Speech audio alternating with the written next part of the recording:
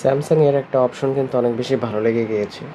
সেটা হচ্ছে আপনার পাশে বা আপনি যদি কোনো বস্তুকে রিমুভ করতে চান, তাহলে কিন্তু অন্য কোনো অ্যাপস বা থার্ড পার্টি কোনো অ্যাপস বা অনলাইনে কিন্তু আপনার যেতে হচ্ছে না।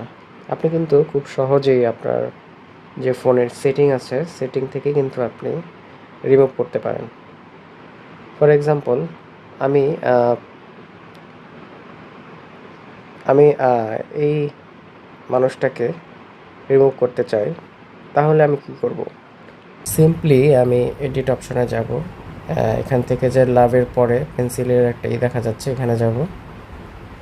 যাওয়ার পরে আমি এই যে 4টা ডট বাটন আছে বা 4টা বৃত্ত আকার ছোট ছোট আছে, ওইটাতে চলে যাব। তারপরে প্রথম যে অপশনটা অবজেক্ট ইরেজার, এখানে ক্লিক করব। ক্লিক করার পরে আমি যে বস্তু বা যে মানুষটাকে রিমুভ করতে চাচ্ছি সেটাকে এভাবে করে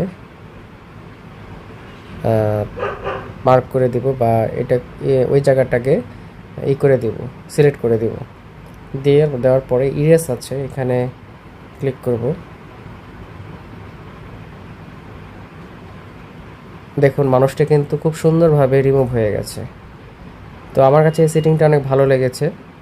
আপনারা যারা সিঙ্গেল ছবি দিতে চান বা কোনো বস্তুকে সরাতে চান, তারা কিন্তু এই টেকনিকটি অ্যাপ্লাই করতে পারেন। আশা করি এটা অনেক স্যামসাং ফোনে আছে, যেগুলো লেটেস্ট ফোন সেগুলোতে থাকার কথা। আমি বর্তমানে যে ফোনটি ইউজ করছি সেটা হচ্ছে স্যামসাং A35 5G ফোন, এটাতে আছে। এখনকার আপডেট ফোনগুলোতে এটা থাকার কথা। তো আমার কাছে এই সেটিংটা বা এই টেকনিকটা কিন্তু অনেক ইউজফুল মনে হয়েছে।